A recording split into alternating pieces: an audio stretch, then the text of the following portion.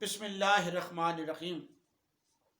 ناظرین محترم، السلام علیکم ورحمۃ اللہ وبرکاتہ۔ آج میں ایک اور منفرد کتاب سے آپ کو متعارف کروانا چاہوں گا۔ یہ کتاب یورپ کے اندر چھپی ہے اور اس کا اندازہ اس کی اہمیت اور اس کتاب کی افادیت، اس کی کہانی، کردار نگاری، منظر نگاری، پلاٹ، اس تمام کا اندازہ اس بات سے لگائیے کہ یہ کتاب اپنے چھپنے کے فوراً بعد اتنی مقبول ہو گئی کہ دنیا کی 50 سے زیادہ زبانوں میں اس کا ترجمہ ہو گیا۔ اب تو بہت زیادہ زبانوں میں اس کا ترجمہ ہو چکا ہے، اور یہ کتاب جو ہے یہ مغرب کی تہذیب کو ہمارے سامنے پیش کرتی ہے۔ گزشتہ نشست میں نے آپ کو مشرقی تہذیب کا آئینہ اور لکھنوی تہذیب کا عکاس، ایک بہت ہی خوبصورت ناول امراؤ جان ادا سے متعارف کروایا تھا، اور آج میں جس ناول سے آپ کو متعارف کروانا چاہتا ہوں یہ بنیادی طور پر تو لاطینی کے اندر لکھا گیا، پرتگالی کے اندر لکھا گیا، اور بعد میں یہ ناول انگریزی میں ٹرانسلیٹ ہوا اور انگریزی سے دنیا کی کئی زبانوں میں ترجمہ ہوتا چلا گیا۔ اس ناول کو، اس کی شہرت، اس کی کہانی اور اس کہانی کے بند، پلاٹ اور اس تمام کو دیکھتے ہوئے میری ذاتی خواہش تھی کہ اس ناول کو زیور طباعت سے آراستہ کیا جائے۔ اسی طرح جو اس کتاب کا پبلشر ہے، اس کتاب کا ترجمہ کیا جائے، اور اس کتاب کو جو پبلشر ہے ارشد ملک صاحب، ان کی بھی بڑی خواہش تھی کہ یہ کتاب ضرور ترجمہ کی جانی چاہیے۔ چنانچہ میں نے اس میں ذاتی دلچسپی لیتے ہوئے اور بہت محنت سے اس کا ترجمہ کیا۔ یہ پہلا ترجمہ، تو اس کے بہت سے تراجم ہو چکے ہیں، سے پہلا ترجمہ تھا پاکستان کے اندر اردو زبان میں۔ اس سے پہلے اس ناول کا ترجمہ اردو زبان میں پاکستان میں نہیں ہوا تھا۔ یہ ناول میں آپ کے سامنے پیش کر رہا ہوں۔ یہ ناول ہے 11 منٹ ناول ہے، اور یہ ناول بھی ایک طوائف کی کہانی پر مبنی ہے۔ امراؤ جان ادا لکھنؤ کی طوائف ہے، اور اس طوائف کا نام ماریا ہے، اور ماریا سوئٹزرلینڈ کی طوائف ہے۔ لکھنؤ کی تہذیب اور سوئٹزرلینڈ کی تہذیب میں جس طرح کا فرق ہے، اسی طرح سے کا فرق دونوں ناولوں کے اندر بھی پایا جاتا ہے۔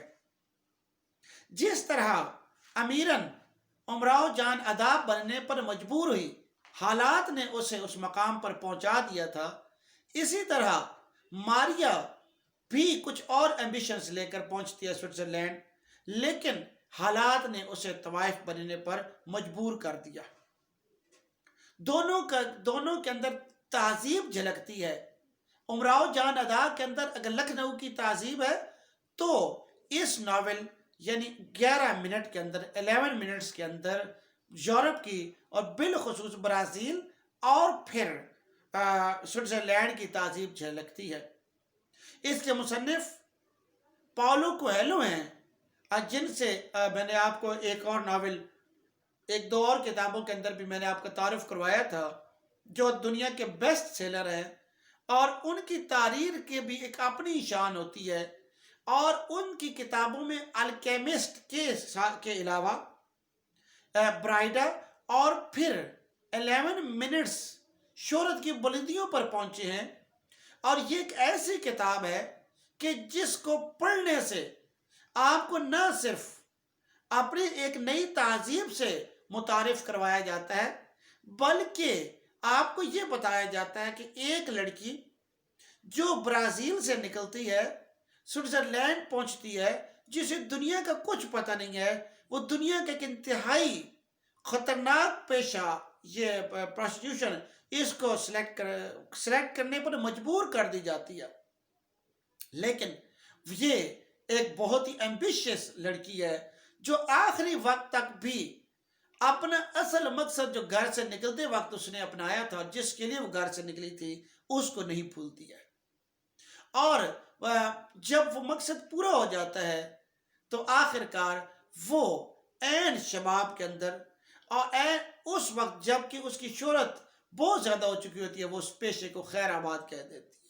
وہ ایک دن کے لیے بھی اس پیشے کے ساتھ دل سے منسلک نہیں ہو پاتی، صرف اور صرف اس کا مقصد اپنے جو خواہشات ہیں، جو اس نے مقاصد، یعنی ایک ایسا یہ بھی ایک نفسیاتی ناول ہے، جس طرح امراؤ جان ادا ایک نفسیاتی ناول ہے، اسی طرح سے یہ بھی ایک نفسیاتی ناول ہے اور بڑا باکمال ناول ہے، بہت زیادہ والیوم کا نہیں ہے، اور اس کا راکب نے میں نے ترجمہ کیا تھا، اور اس وقت یہ تقریباً 170 ممالک تک میں یہ چھپ چکا تھا، اور دنیا کی اس وقت 51-52 زبانوں میں یہ چھپ گیا تھا۔ تو 5-6 سال ہو گئے اس کو میں نے ترجمہ کیا تھا۔